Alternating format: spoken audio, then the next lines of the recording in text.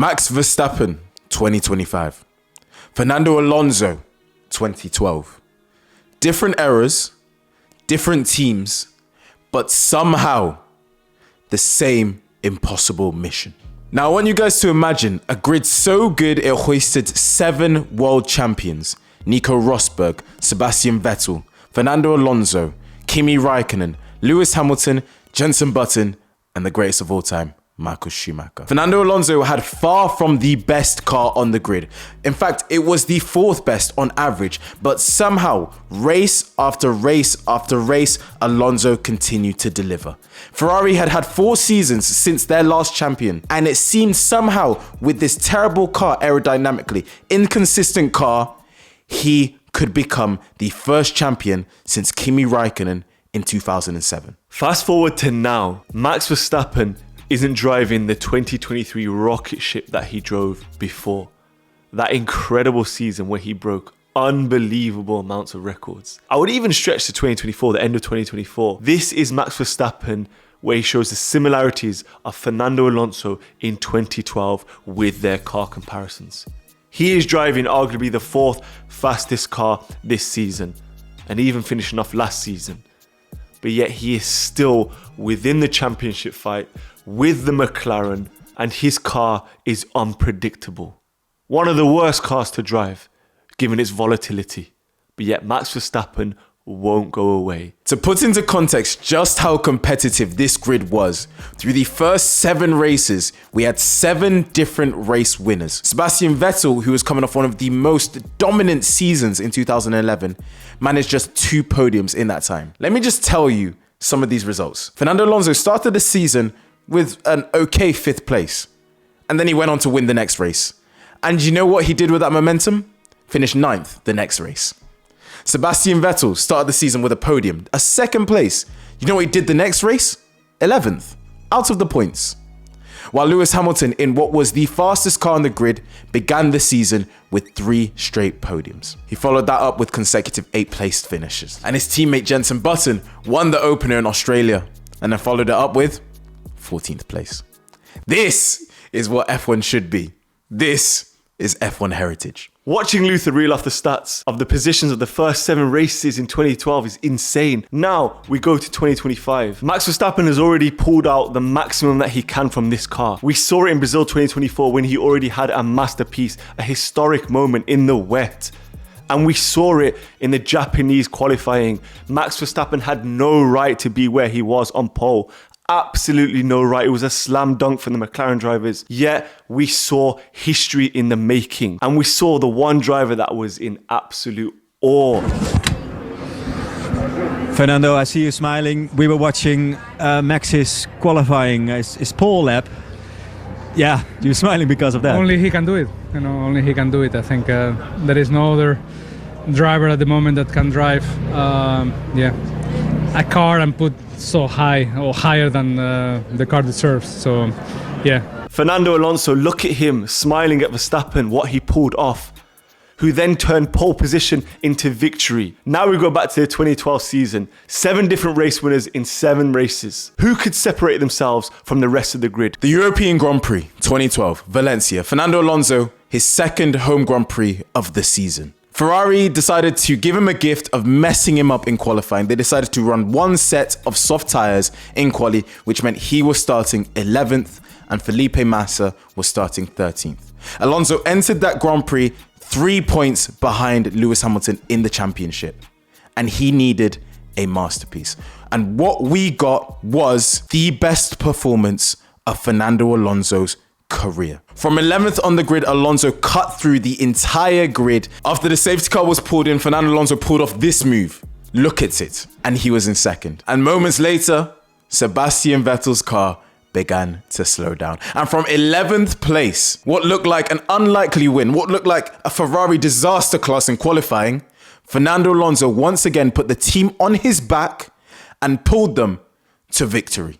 And he was leading the championship in a car that had no right to be at the top of the standings. But how long could he hold on to that championship lead? That was the question. The next 4 races, Fernando Alonso continued his absolutely fantastic form, and he had a strong lead in the Drivers' Championship. Meanwhile, Ferrari were 4th in the Constructors' Championship. I always say to people, you want to know how good those Ferrari cars were? Look at how bad Massa did. Massa wasn't a bad driver at this point, but Fernando Alonso was able to extract stuff from that car that Massa wasn't able to. Now we go to Belgium. Fernando Alonso leading the championship by a significant margin. 13 years later, this race is a race that still has such an effect on me. I remember waiting the entire of the Sunday for this race to start, and one lap into the Grand Prix, it was all over for Alonso. Sunday morning, I wake up excited. My favorite driver is leading the championship. And you know what? He might just go ahead and win another race. But we know that first corner in Belgium, anything can happen there.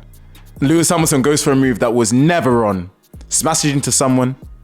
It wasn't Fernando Alonso. I thought Fernando Alonso got away with it fine. But that other car hits into Fernando Alonso. And he was out of the Grand Prix. And I cannot describe to you guys. That day, me and my dad sat there. Alonso, I can tell you this again, had a comfy lead in the championship. But it felt like from that point onwards, it was a downhill slope for Alonso and a downhill slope for Ferrari. And that championship lead just continued to be cut and cut and cut.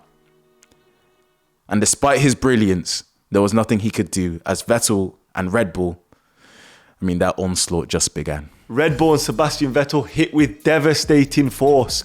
4 straight wins. Ferrari stumbled. Bad luck struck. Luther's tears were in this cup. Man's doing poetry. But what's important to note, Ferrari's form dipped, but Fernando Alonso's did not. That's the comparison between Fernando Alonso and Max Verstappen. In that period, after the summer break, leading up to the final race in Brazil, Fernando Alonso was on the podium every single time bar one retirement. So Brazil was the climax. So we reached the crescendo of the season. Brazil 2012. Fernando Alonso's 13 points behind Sebastian Vettel, and it's horrible for him in qualifying. He's starting 8th, while Sebastian Vettel's starting 4th. But the race starts, and Fernando Alonso is instantly hit with brilliant luck. Sebastian Vettel is crashed and spins, and he's last. 24 drivers on the grid. Sebastian Vettel, the championship leader, is 24th on the second lap of the final race of the season. Fernando Alonso does every single thing he could do. He battles through the grid from 8th place to come home 2nd. The horrible thing is, while Sebastian Vettel was 24th, 8 laps later, he was 7th. 8 laps later, he was 7th with a car that had half a front wing, a car that was damaged. Sebastian Vettel in this era was so good, he spun out with that championship lead. Do you know how many people would be screaming on the radio? Sebastian Vettel went, "I've spun, someone hit me," and proceeded to charge through the entire grid with no effort. This was one of the best primes we've ever seen in Formula One. If you ever need a reminder of how good Sebastian Vettel was during this era, go watch the Brazilian Grand Prix of 2012 and you'll be reminded.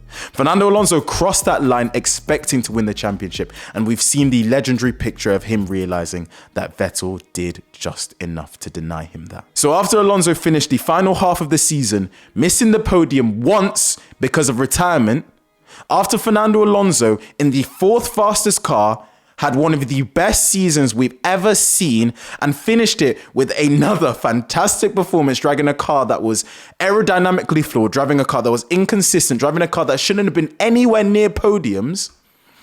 He did everything that he could. And Sebastian Vettel in a car that was, by that point, one of the best cars we've seen, he denied Fernando Alonso of what would have been one of the best championships that F1 has ever seen. That Ferrari finished 2nd in the Constructors' Championship. There's a similarity between Alonso and Verstappen. There's so many similarities between them. They're both insane drivers.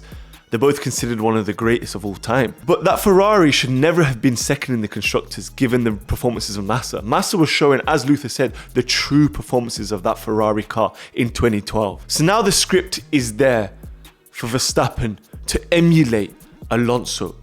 But maybe, just maybe, do what he couldn't do, what Alonso failed in the final race of the season. Luther and I thought that 2024 was the best ever season for Verstappen in his career. But could this season, 2025, be his best ever? In 2012, I watched one of my favorite drivers of all time have one of the best seasons I've ever seen anybody have in Formula One. Unfortunately for me, and unfortunately for Fernando Alonso and all the Fernando Alonso fans around the world, he was unable to make that a championship winning season, simply because he was dragging a car and putting a team on his back and didn't have the equipment that other drivers around him did. Fourth fastest car on the grid behind the McLaren, the Red Bull, and the Lotus. For you Max Verstappen fans, we hope, just for the spectacle, just for the history of F1, watching someone do something that we've never seen done before, we hope you get to see Max Verstappen lift that 5th straight championship.